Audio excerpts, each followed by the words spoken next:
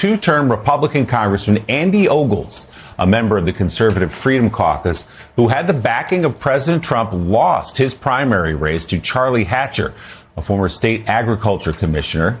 Ogles was running in a new congressional district after Republicans redrew state lines earlier this year. Allie, Andy Ogles is a guy who, let's just say, always looked at a situation and wondered, what's the worst possible thing I could say about this? Complete fealty to President Trump in every statement he ever made. He said Muslims don't belong in America. Homosexuality has no place in America. We can go down the list, continue to deny that the 2020 election was legitimate. There's so much there, and it appears, like many of his Republican colleagues, voters in Tennessee had seen enough. Yeah, wondered what's the worst thing you could say in this situation, and likely said the thing. One of the most MAGA-aligned members in this House Republican conference was backed by the president, is the same person, in addition to all the controversial things that you just mentioned, is the person who tried to sponsor an amendment, or rather a resolution that would allow the president to run for a third term. I mean, it does not get more MAGA and more Freedom Caucus than Andy Ogles, and yet in this new district that was redrawn at the behest of Republicans, lost his primary. And I think it's notable when you consider, and at the end of primary season, we'll be able to take a more holistic look of this, of what the impact of being MAGA in the new maps looks like, but also being MAGA in a period of time where Trump is, and he won't want to hear this, and Republicans might not want to hear this either, he will be a lame duck. And so what does the party do as it tries to navigate that post-Trump period, even as he is still in the Oval Office? And so I think this is yet another reminder of the fact that there is a pretty heavy strain of resentment towards people currently serving in Washington, something we track on the Democratic side, something we track on the Republican side as well. This could be an outcome of that, in addition to the kind of lawmaker and elected official that Ogles has been on the public stage. And the Trump endorsement is not automatically win you a race, as we saw in Tennessee last night. Meanwhile, two Republican mayors from deep red areas of Georgia are crossing party lines to endorse Democratic Senator Jon Ossoff. The mayors told the Atlanta Journal-Constitution they decided to back Ossoff in his Senate race because his work in their communities and push to increase federal resources outweighs any partisan loyalties they have. Imagine that. Both mayors represent some of the most conservative parts of Georgia. President Trump won both areas by double digits in 2024. Meanwhile, in Ohio, voters there expressing frustration with rising gas and energy prices driven up by the president's war in Iran. MS Now reporter Alex Tabbitt spoke with some Trump voters in the northeastern part of Ohio. Is this how you expected the second Trump term to go? No, not at all. I hoped it was going to be so much better. He also promised no new foreign wars. We're obviously in this war in Iran, which is why we're seeing the gas prices so high. What do you make of the president not keeping those campaign promises? He just told us what we wanted to hear to vote him back in. What would your message be to him about the economy right now, about prices, about day-to-day life? I would tell him, you promised us you would lower prices, bring back what it used to be. I was hoping that gas was going to go down so I could do something, you know.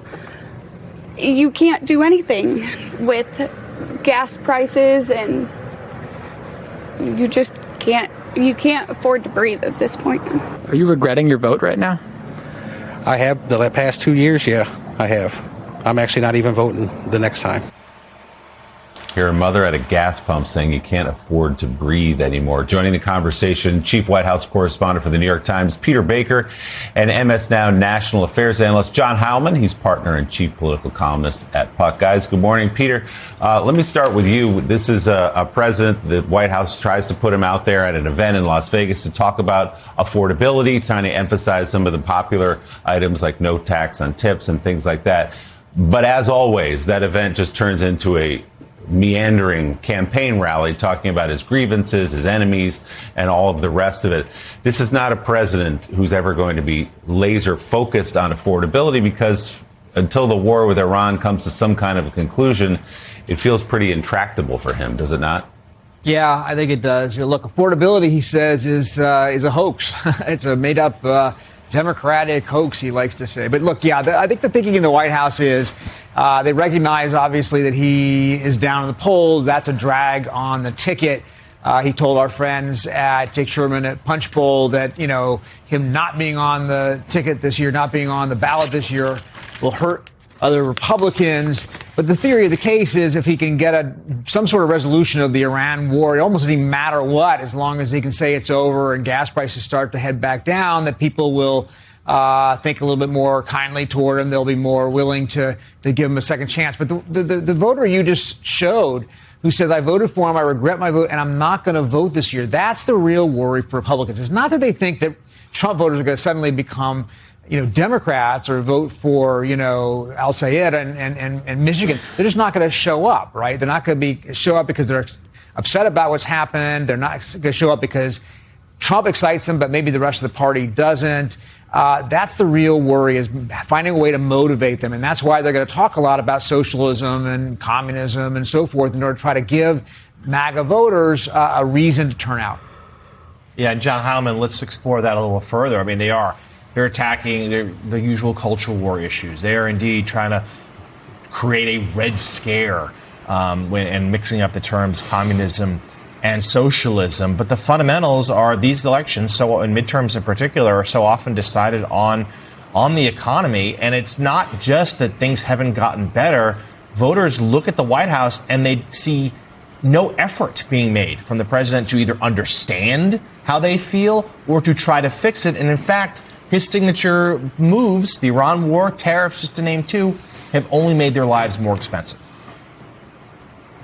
Yeah, you can't overstate the importance of the point that Peter just made a second ago about, and this is, if you want to talk the language of strategists and pollsters, you talk about enthusiasm and the enthusiasm gap. You look at just to take the most recent example, what happened in those Michigan primaries on Tuesday, where about 1 million Republicans voted and about 1.5 million Democrats voted. That's I'm not like a mathematician, but that's a very wide gap between Democrats who wanted to get out and said cast a vote and Republicans who did. And that has been the part of the pattern that we've seen over the last 18 months, where Democratic turnout off the charts, Republican turnout poor, weak. And it's August. The notion that, and I understand Peter's reporting about what the theory of the case is in the White House is correct, but it's a delusional theory. You could open the Strait of Hormuz and end the Iran war today, and gas prices are not going to.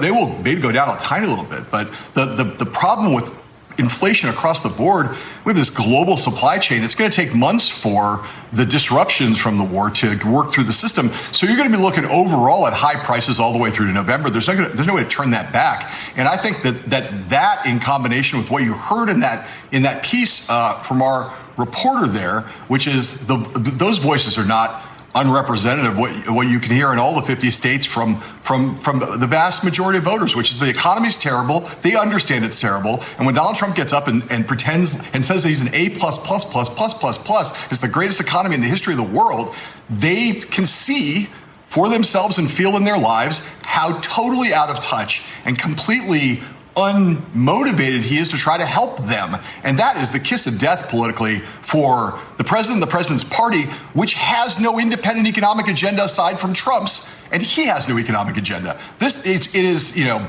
just about as bad a set of circumstances as a in-power party could have going into a midterm election.